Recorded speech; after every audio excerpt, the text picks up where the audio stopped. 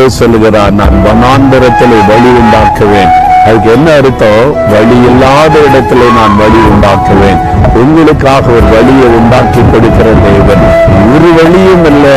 என் வேலைக்கு, என் வருமானத்திற்கு, என் பிசினஸுக்கு, என் படிப்புக்கு, என் குடும்ப காரியத்திற்கு எல்லாம் அணைக்கப்பட்டு விட்டது. வனாந்தரத்துல நிக்கிற மாதிரி நினைக்கிறீங்களா? ஆண்டவர் உங்களுக்கு ஒரு வழியை உண்டாக்குவார், புதிய வழியை திறப்பார். அதுதான் புதிய காரியம். அது மாத்திரம் இல்ல, அவாந்தர வெளியிலே ஆறுகளை உண்டாக்குவேன் என்று ஆண்டவர் சொல்லுகிறார். அவாந்தர வெளியினா டெசர்ட், பாலைவனத்துல தண்ணி பார்க்க முடியுமா?